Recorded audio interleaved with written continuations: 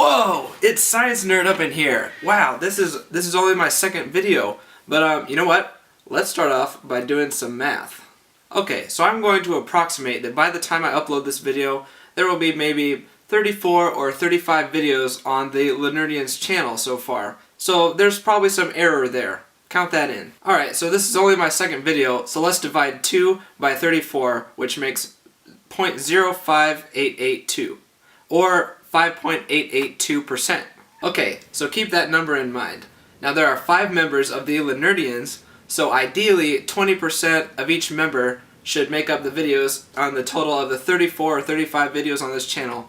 We're keeping it 34. Now if I have done my proper workload, I should have about 6 or 7 videos on this channel by far, and I only have 2 now. So now let's divide 5.882 by 20.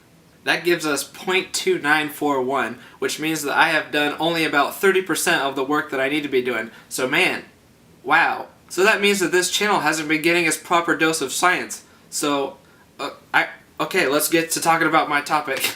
Okay, so the ideals that I'm talking about today are from a guy named Michio Kaku. He is a theoretical physicist. So I'm not making this stuff up. I actually got this stuff somewhere, and this is legit. The first time I saw this guy talk about this topic, it was just like I was just staring into space for minutes, just wondering the possibilities of, you know what, I'll just talk about it. Here we go. So this guy claims that time travel is theoretically possible. So that's plausible, alright? You think by now, it's 2012, that time travel is maybe a possibility, maybe a couple decades from now, a couple centuries from now.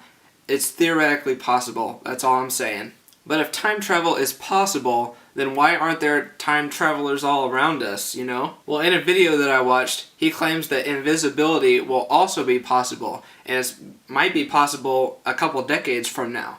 So there may be time travelers around us, but they just aren't affecting their own surroundings, and we can't perceive them. So then you start to thinking about time travel, and you could come up with some paradoxes.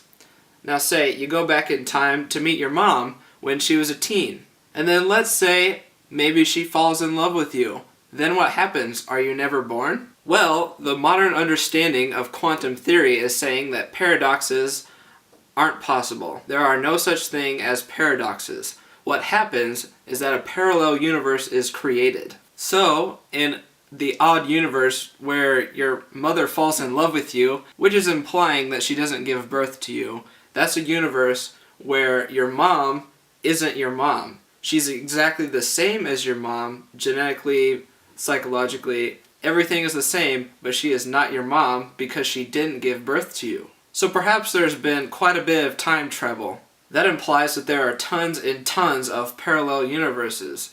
Thousands, close to infinity, who knows? So where are these parallel universes? Are they far away?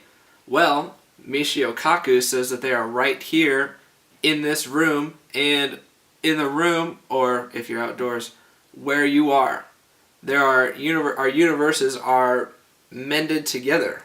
Because it's understood now that our universe is vibrating, and it's vibrating at a certain frequency. So you and I are tuned in to the universe that we are in right now.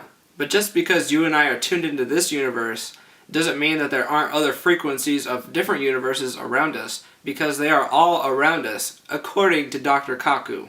So if you want to learn more about this stuff, search Michio Kaku into the YouTube search engine.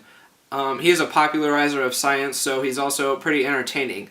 Other guys that I know that are pretty interesting are Neil Degrasse Tyson, Bill Nye, the science guy, and Carl Sagan, but he's passed away. Carl Sagan is the one who wrote The Pale Blue Dot, if you recognize that.